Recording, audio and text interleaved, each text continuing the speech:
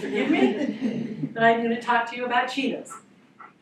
They're amazing, and what we want to do is keep them in the wild. They are the world's fastest land animal. They are amazing. Everything about them is amazing. They're often considered, well, they're spotted, so people don't know they're a cheetah. They've got tear marks which run down from their eyes. Lean body, long legs. This is a cheetah running full speed, up to 70 miles an hour. No feet are touching the ground. 2 points in the stride are like that. And then they've got non-retractable dog-like claws. They're the smallest of the big cats. They purr. Only big cat that purrs. Just a few interesting parts about them. They have litters that can be up to 6, 4 to 5 is usually average. Gestation of about 95 days, and they are just amazing. These cubs are probably about 10 days old.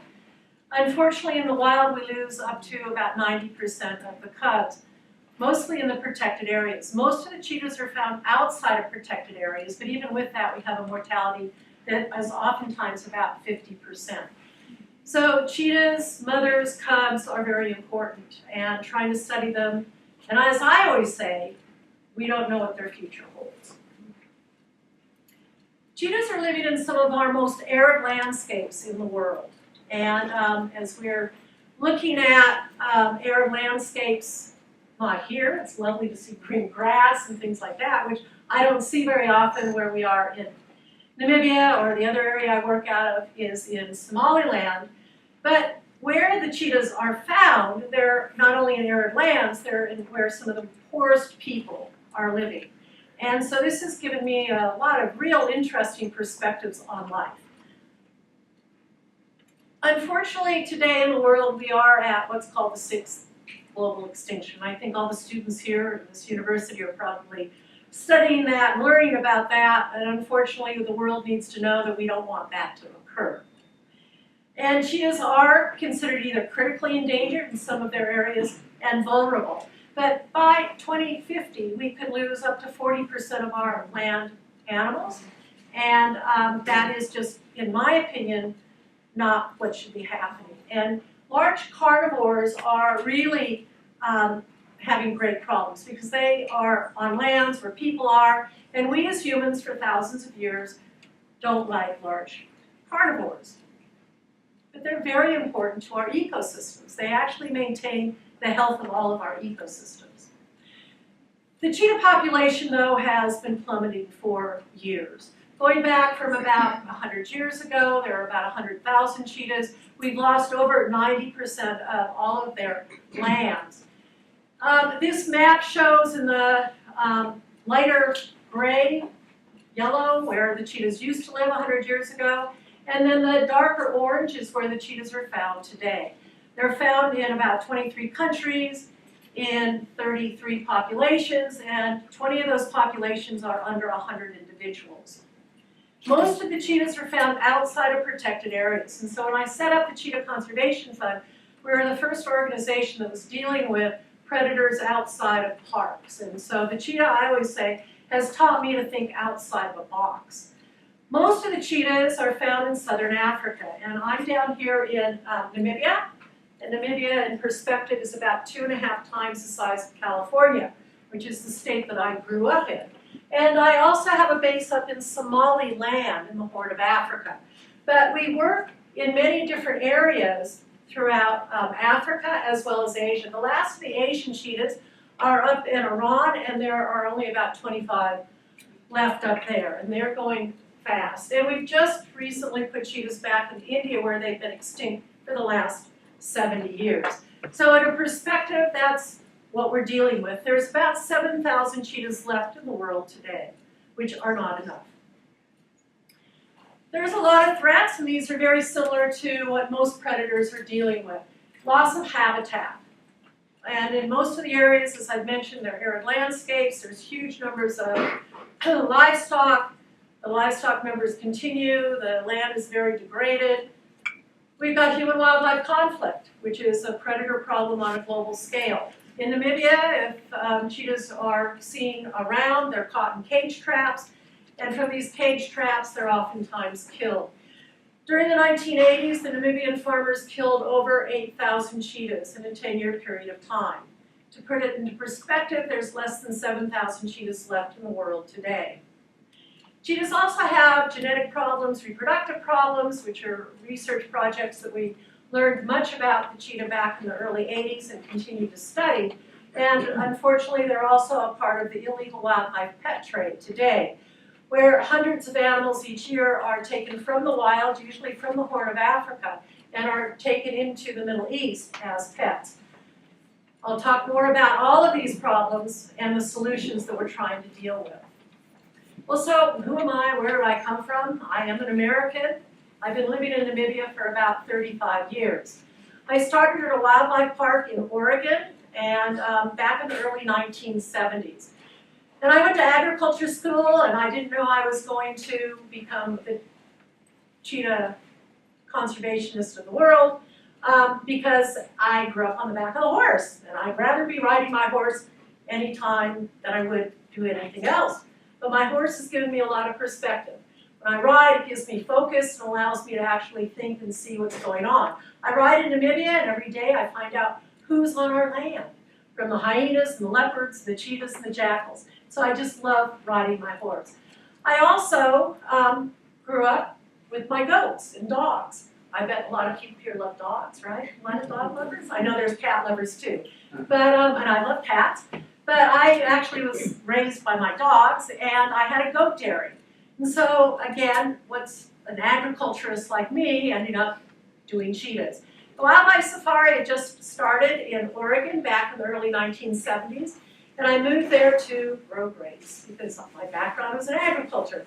And the park had just opened. I went there and I said, grew up with animals and a vet tech, and next thing I know, I was hired, and cheetahs came under my care. Nobody in the early 70s knew anything about cheetahs, and I thought, this is amazing. They've been with humans for 5,000 years. They've been revered by kings, emperors, princes. Everybody knew about cheetahs. Why don't we know about cheetahs today? So I wrote to people around the world, and they said, when you find out about cheetahs, let us know. They have a short lifespan, they don't breed in captivity, and we're losing them in the wild. Good luck. Well, I developed the most successful breeding program for cheetahs in all of the United States, third most in the world.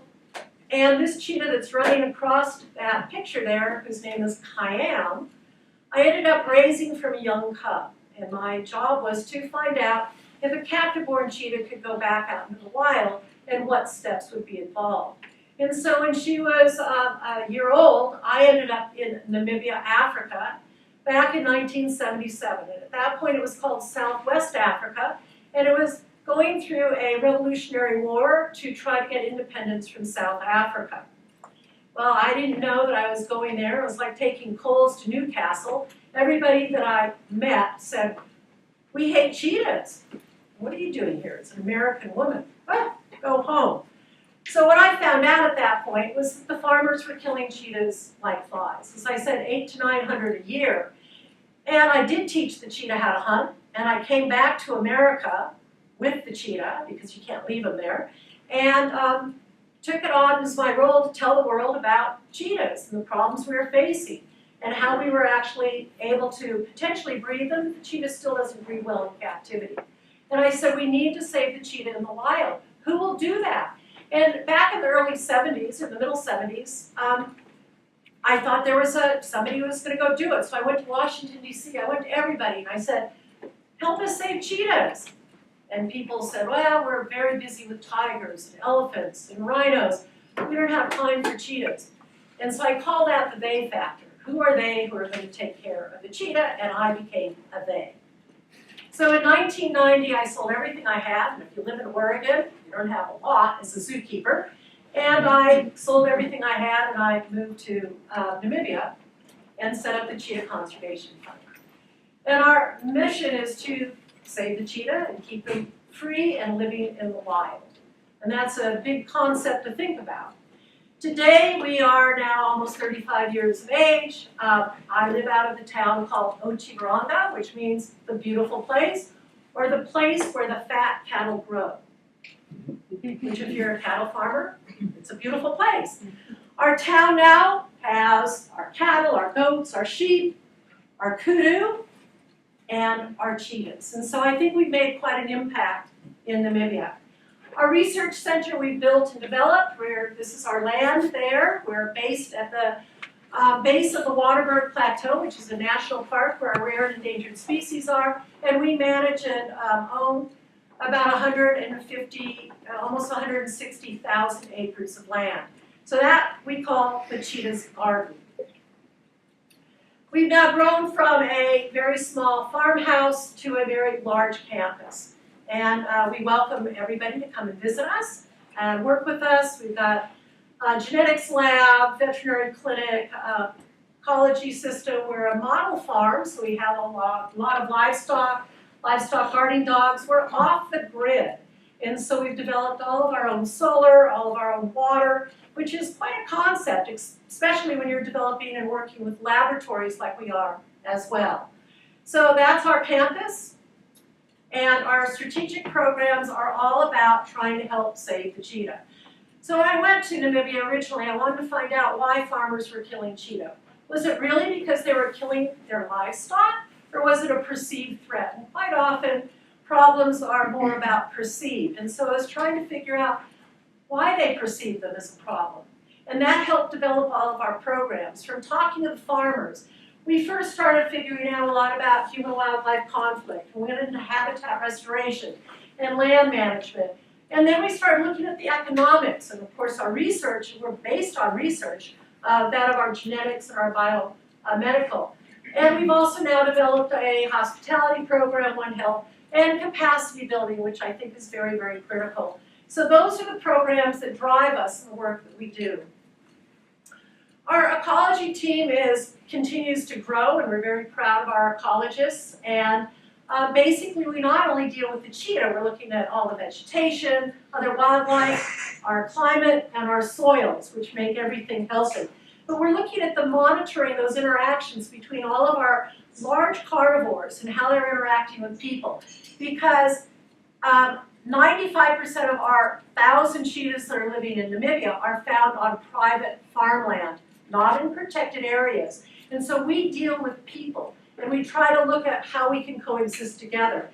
And all of our research then really informs the conservation work and our education programs. We've developed our programs after a 30-year process to develop coexistence to conservation and offer solutions to communities that are living alongside wildlife.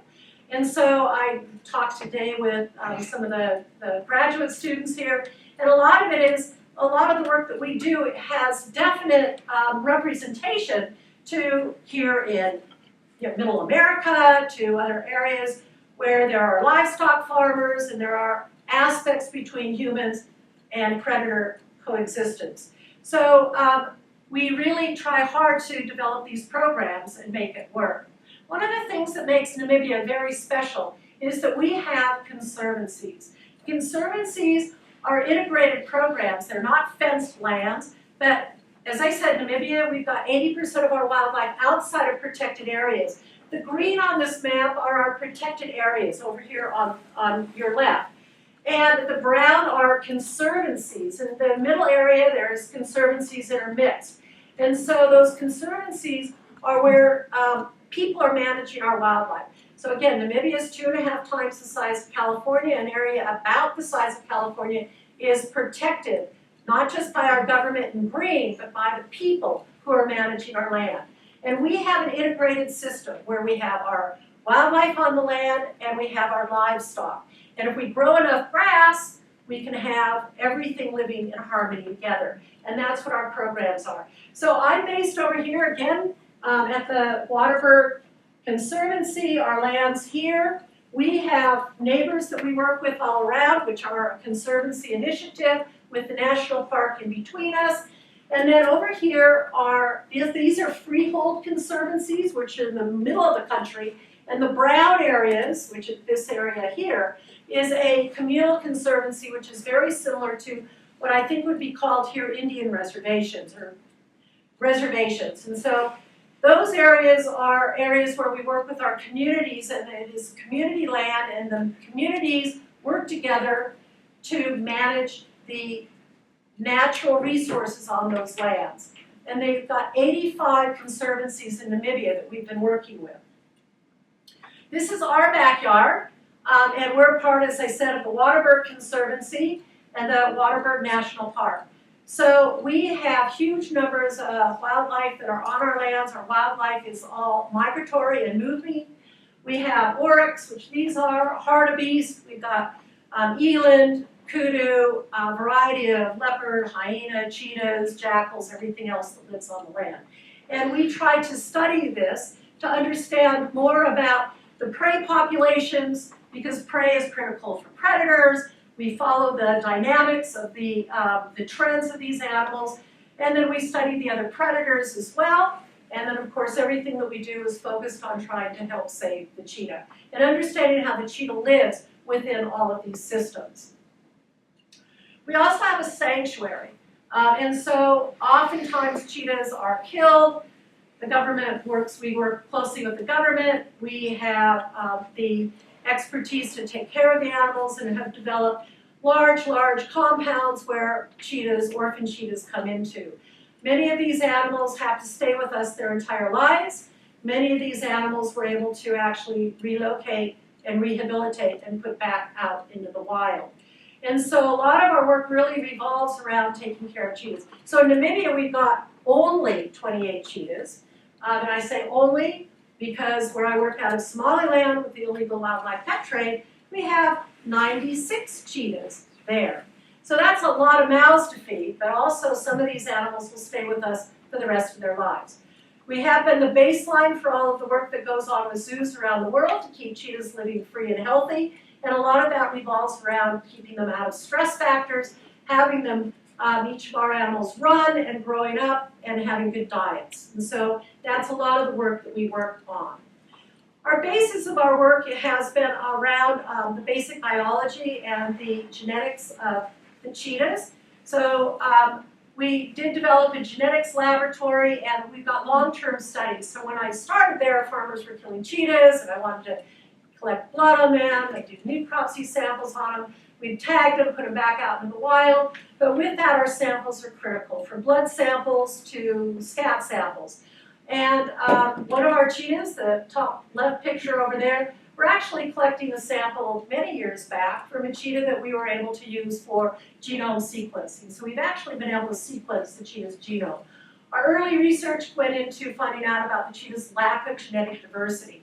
And what we found is that the cheetahs have between 70 and now, 30 to 40 years later, 80% poor reproductive sperm. And that is something when we sequenced the cheetah's genome, we actually found out that one of the genes actually was showing a mutation with the reproduction, and that's what's causing the reproductive abnormalities. But it only takes one sperm to get an animal pregnant, but you still don't want to have that poor reproduction. We see other abnormalities as well, like kinked tails. We see a lot of morphological problems in the mouths. But our genetics laboratory works very hard with us in looking at a lot of the associated problems. We looked and studied a lot of the diseases and viruses as well. We today also use scat dogs. So fortunately over the years, farmers were catching and killing cheetahs. I was able to get a lot of information from them, putting a lot of cheetahs back out in the wild. Today we use scat dogs to try to find samples for us. And our scat dogs are trained to go out and find, we call it black gold. And from black gold it comes to our genetics lab, and we can do a variety of different aspects, from not only an individual identification of the animals, we can look at diseases, diet, hormones, populations. And so our dogs work with us not only in Namibia, but we're also got a great project going on up in Angola at this point with our scat dogs. So dogs are wonderful. We use them for a few different things, but they're the smartest around. Our rehabilitation work has been quite successful. We've been able to put over 600 cheetahs back out into the wild. Our success rate has been great. We have between 70 and 80% successes. What we've also done is looked at a lot of rehabilitation. So when we get in tiny orphan cubs, ones that have to be bottle raised, those are not animals that can go back out into the wild. But oftentimes we get animals that are in 4 months, 6 months of age, and when they've come from the wild, we call them hiss and spat. They hate you.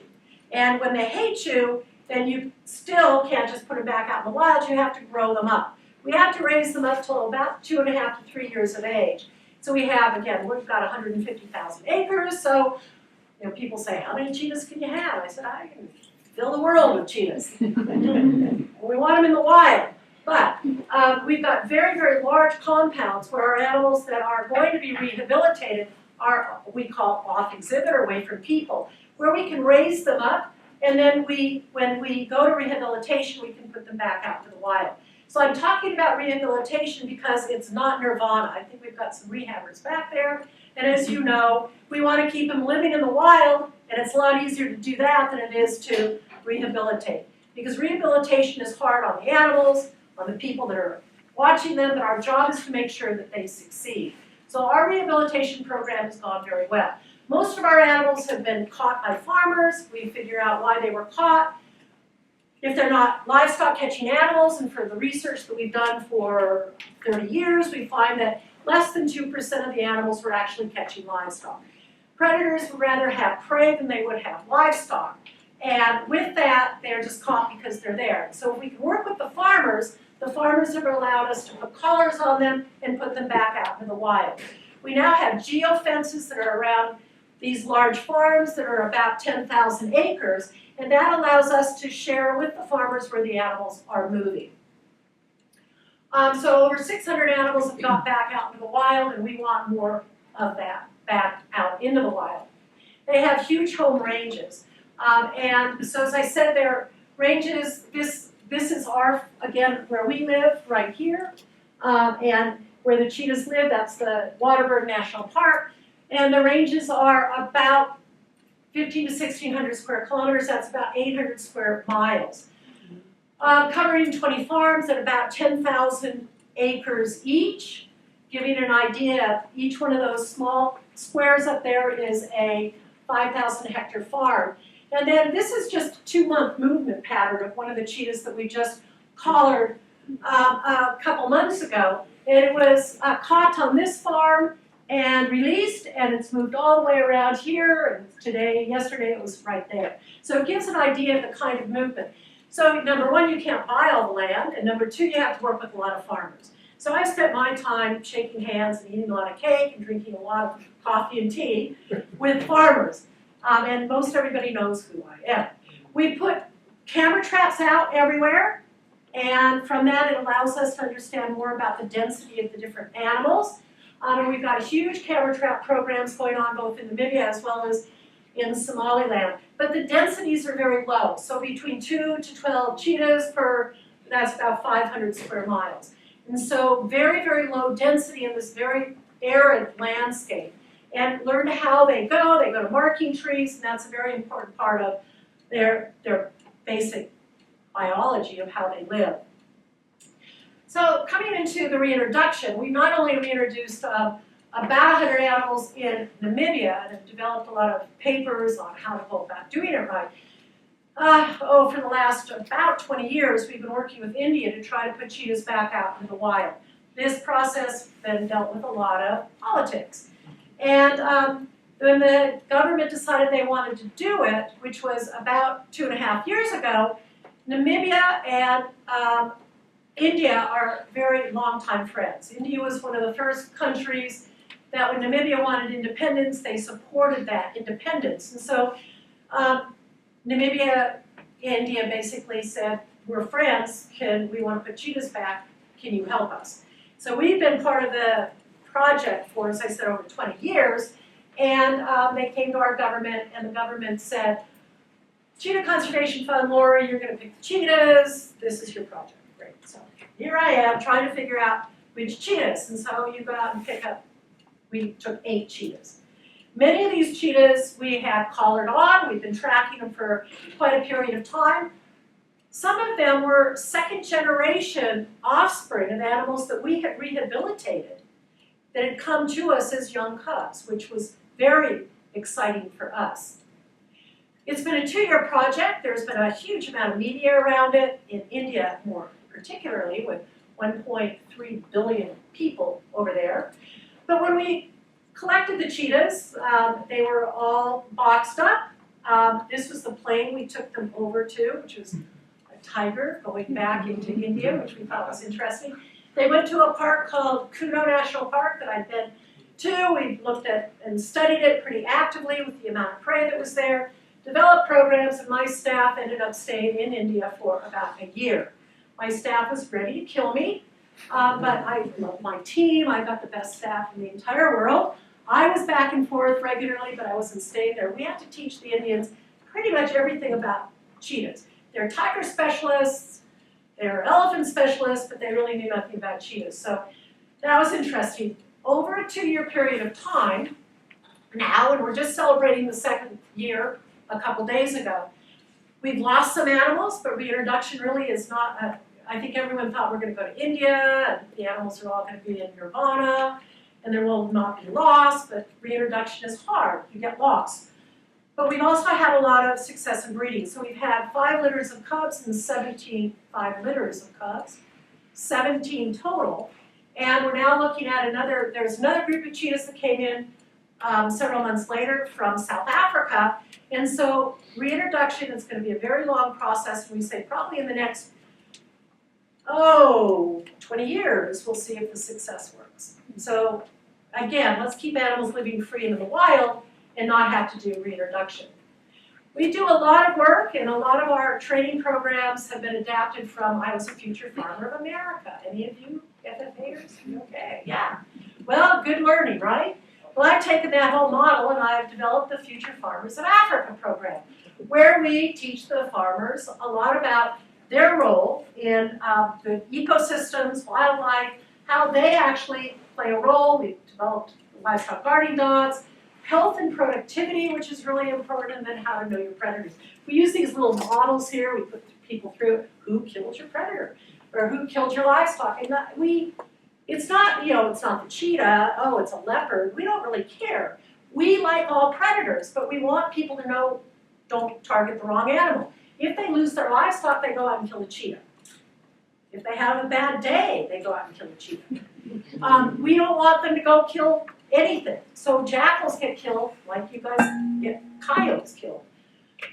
We developed the Livestock Guarding Dog program, which is modeled from what we know here in America. I was in Oregon. We had livestock guarding dogs there. I think you've got them here, some. We use a Anatolian shepherd, which is a Turkish breed of dog, also called the Kangal dog. These dogs have been used for about 5,000 years. They're a big dog. They bark loud. They grow up with their livestock, and they basically say, I'm big, I'm here, this is my flock, and if you want to come deal with my flock, come on down. And predators don't want to get hurt. So everybody thinks predators, they just want to eat my livestock. They don't. They want a free, easy meal. And we as humans give free, easy meals, and then we bring the predators, which isn't fair. So the dogs bark loudly, the predators hear it, they stay away. It's called avoidance.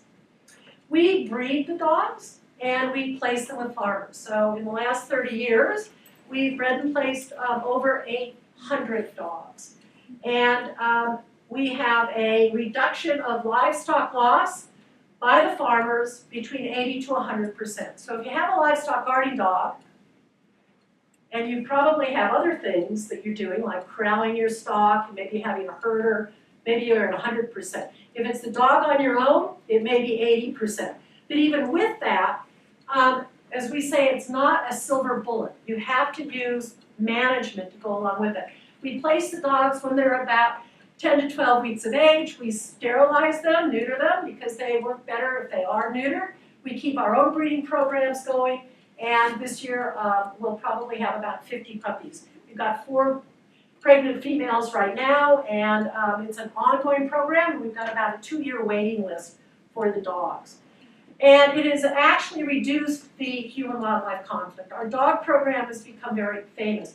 We study everything. So from the time we put the dogs out there, we've monitored everything that goes on with every farmer, with every dog. We know everything about them. I mean, as I always say, I'm a scientist. I study everything. But putting the dogs out there in the middle of Africa, I had to share everybody. with what's going on. We've now got dog programs going in South Africa, in Botswana, up in Tanzania, and so here in America, the dogs are working much more after our programs. We've got the supporting work down in South America at this point. So if anybody has a farm, or you have livestock, anywhere you are, I'd get a livestock guarding dog, but read the papers, because you have to guide the farmers, the dogs know what to do. So with this, and I was talking to everybody, in Africa, people are wealthy, they're quite poor. And they've got their livestock because it's like carrying their goats and sheep are kind of their bag. They're carrying them with them, and it's very arid, so they can't grow a lot of things. And women, most of the time, don't get to do much of anything, except, and they often don't have livelihoods. We developed a livelihood development program. The women make things like beads, we've got crafts, and then what we've tried to do is we've tried to sell these things into like our zoos in America, because I have a relationship here, where there's cheetahs. And if you've got cheetahs, then let's market things that were made by the people, and we can link these things together. So that's one of our livelihood development programs.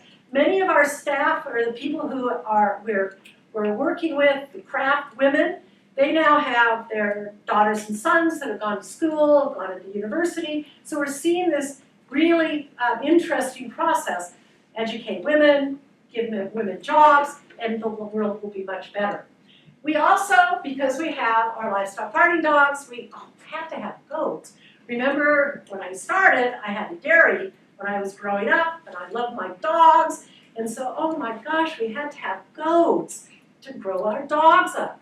And so with that, not only do we have goats that we market for food, we also have dairy goats, and we milk the dairy goats, and we have cheeses, we make the best ice creams, and we make soap and candles, and so it's a livelihood development. And that now has become very popular and growing throughout Namibia, where, because it's so arid, the cattle don't do all that well, and they've realized that maybe having goats would be a much better idea, and dairy goats where they can have an added benefit if you make cheese, because then you've got protein that you can eat every day. And you can do this without even having refrigeration, because most of the people that we're working with are off the grid and have no refrigeration. I wouldn't do that with ice cream, that's a little bit harder. But cheeses you can do that with. We also developed a certified wildlife friendly certification program. We were one of the founders of that. I'm a very big believer in certification. And all of our products are a product of what we call cheetah country. We want more cheetah country.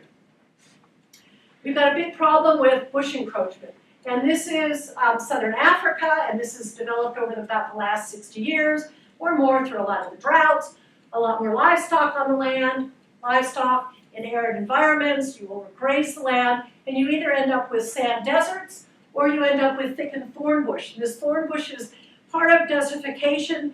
These thorn bushes are very adaptable and they grow quick, especially in the arid time, the seeds as soon as you get rain. They send their roots down about 7 or 8 times deeper than the trees, the bushes are tall. And it is a thorn bush, it's an overgrowth of the thorn bushes that are there. And it's caused because we don't have elephants running through these lands or rhinos anymore. And so with that, we found out that the cheetahs were scratching their eyes early on, and then the farmers said, oh, we've got all this thorn bush, and so anything that's a problem, we will kill. And I thought, well, God, I lived in Oregon, I saw these people with chip trucks going through, there's probably something we should do. I call that, again, the they factor. Who's going to do it? Oh, next thing I know, I've got a whole biomass program going on. So an area over here on the map, about the size of California, is thickly thorn bush. From an arid land, that's what the bushes look like. And our research has shown that cheetahs actually need bush land that is less than 25% thorn. They're a savanna land animal. They go 70 miles an hour. Our bush areas are over 50%. And so that's a problem which has helped our population decline. Our leopard population is doing great. But what we're trying to do is open this land back up because it's affected our economy by multiple millions of dollars because there's no grass.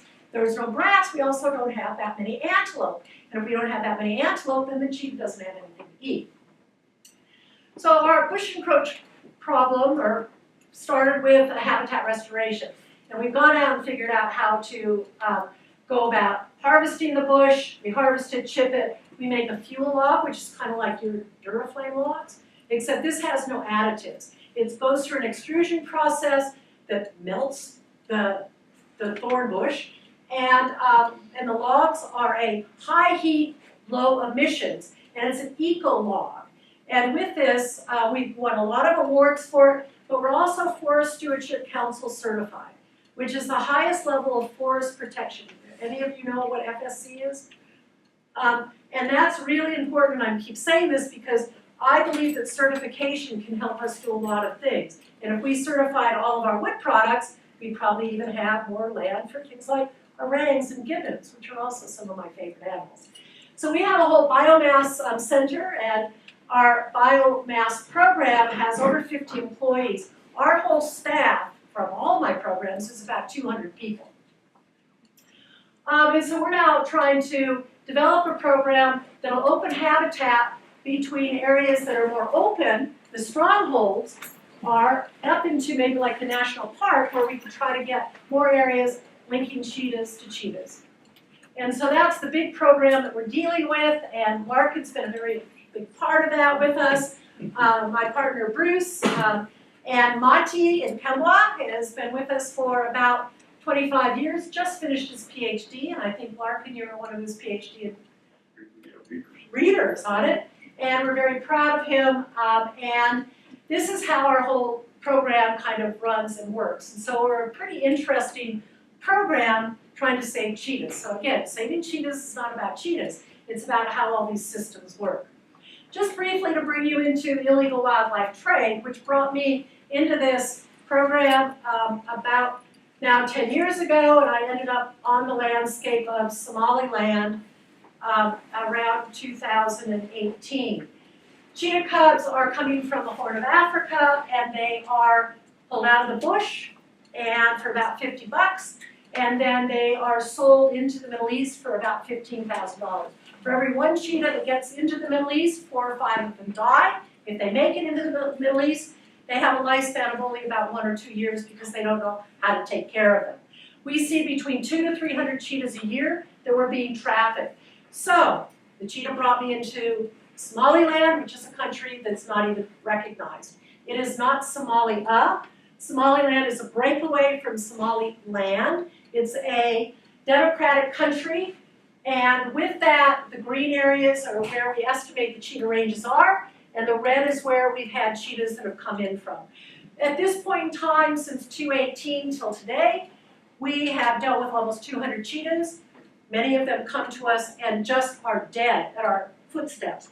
We've got 97 cheetahs at our center right now. We have to deal with supply and demand, and then what you deal with. You have to then deal with these individuals and keep them alive for a period of time. We're looking at populations, and we want the cheetahs in the Horn of Africa to live. So much of our research programs are going on in these areas for the last 5 years. I don't want more cheetahs to come in, and I figure the best way to do it is to stop the trade by working with the people. The government's given us about 150,000 acres of land, which is about the size of our land in Namibia. And this area right here, we're based right here, where we've now developed large facilities for these 97 cheetahs that live with us. And just a few days ago, over the last 3 months, this area has become a conservancy. And so it's the first protected area and registered conservancy in all of Somaliland. And we're pretty excited about that. We're working in 2 other areas right now that the communities are working with us. We're trying to develop things very similar to like what we've done in Namibia. We've had to develop a whole center there. We've got staffing, a veterinary clinic. We used to have 5 safe houses. The animals were coming in 20 to 30 to 40 a year. And I was building as fast as I can. You can't get anything there. I was shipping in wire from South Africa. I had to teach people how to build fence. Yes, I'm still a fence builder.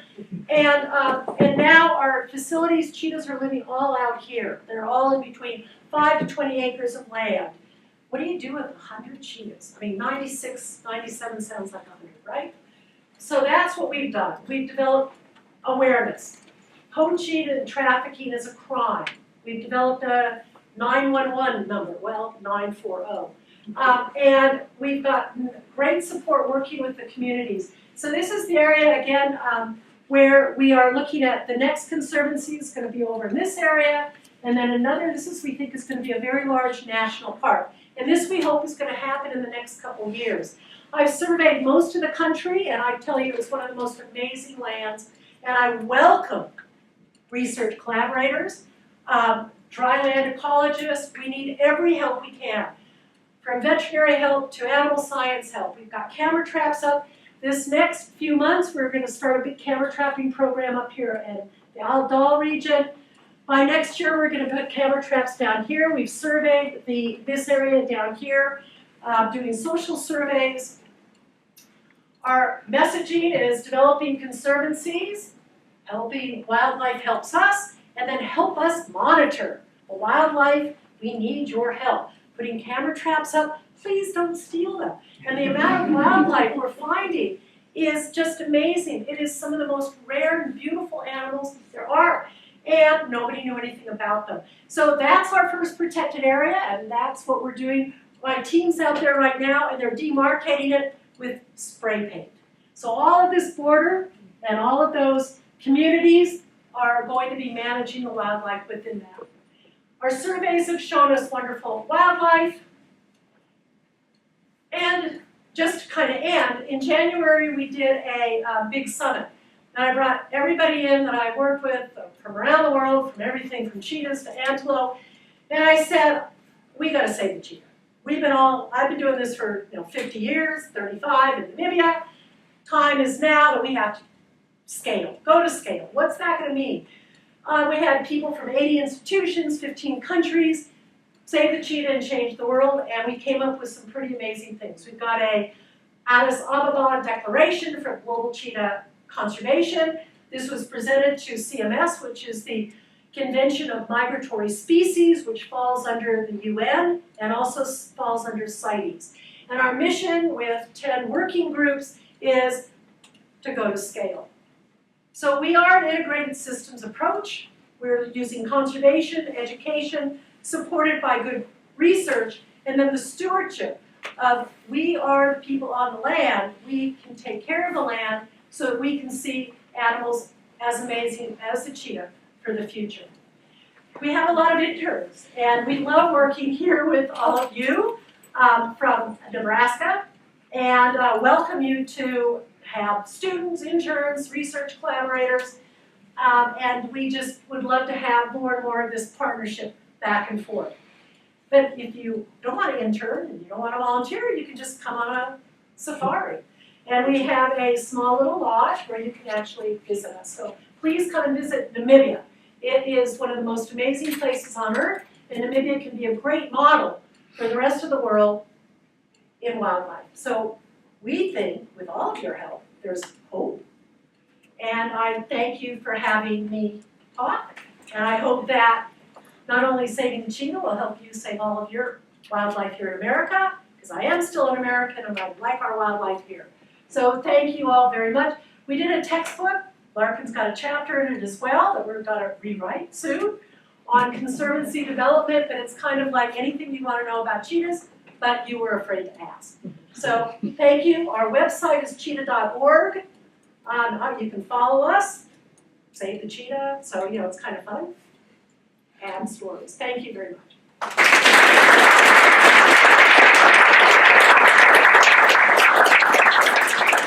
Asiatic cheetahs left, mostly in, it looks like you're long. They're not wrong, yes. Are you collaborating with the Oh, yeah. at all with that? Oh, yeah.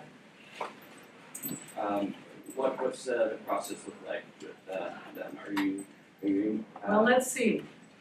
How much do you know about Elon? It's very, very difficult. They, a few years ago, 6 years ago, they put their 8 cheetah biologists in jail. And a few of them just got out a couple days ago, or a couple months ago. So it's a very hard place to work. We do continue in every way we can. Of course, they came to the conference, but it's a very difficult place to work in. We've trained a lot of the people at our center in Namibia. You helped with some of those trainings. And we will continue with that. But I think the political issues that go on, though, you'd think the wildlife would be not something that would be as political, but it is politically charged no matter what. So they're in very arid lands. They've got roads going by. We've tried to put signs up that stop. We put cameras, collars on them, camera traps on them. Well, no, collars have been hard because you only got 25. And we've got camera traps that have been out, and that's why the people got to the jail. So Iran is difficult, but we are always hopeful. In 120 years, we've lost from 100,000 to 7,000. Are we starting in the past 20 years to see that line kind of level out, and how quickly with everything you're doing? I think we've stabilized Namibia, and if we can hold the horn, we've got good programs going on in East Africa. I want to say that there's always hope, and I am very hopeful. And I think that from the conference that we're working at, the scale that we want to go to, we're looking at putting conservancies, trying to develop the conservancy model around the different, so I say we've got 30 populations. If we can get conservancies around that, we've got some work going on with that. And then implementing livestock management, but economics. And so what I'm trying, like I was saying, how much is it going to cost? So we've actually taken the home range of a female, which is about 800 square miles, and to try to put on a cost on that. And I think one of our cost figures was something like, on a global scale, like $35 million a year. And so I'm trying to look at what I'm calling big funding. And that's really around, we're trying to look at regional grants, GEF, I'm knocking on World Bank doors, so I guess I've become the one who's trying to snag the money. Don't know if I can, need a lot of partners, and having university partnerships means a great deal. And so and zoo partners. I know you guys are from zoo, and thank you very much for what you do, spread the word, but together partnerships are important. I think they said there's 2 ships in the world. One's friendship, and the other is partnership. You can't have a partnership unless you have a friendship. And so I hope that our ships will sail together. I had a question about, well, 2 things. What is the reason for the poor reproductive success, and then what's the reason for such high cub mortality? The reproductive success we thought was tied into, obviously, their reproductive abnormalities, but a lot of it is tied into behavior issues. And so in the beginning, I think zoos had, 1 male and 1 female. Females make choice. Females cover multiple males' home ranges. And so we've been able to, from our baseline research, share that again with our zoos. And we've spent a lot of time working with the zoos. Cheetahs in zoos also get a lot of stress factors. And so if you've got them in smaller areas, cheetahs need large areas. Here in America, we've got off-exhibit breeding facilities where our very valuable animals go in for breeding. And through a lot of collaborative work, we now have better breeding programs going on.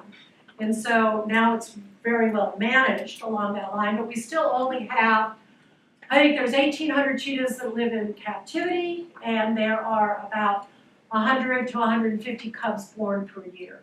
And so we still don't have that, that's on a global scale, that many cheetahs. And so behavior is one of them, and getting them healthy. And that's why I think you guys run your cheetahs, and we've found that exercise is important, and also off-exhibit is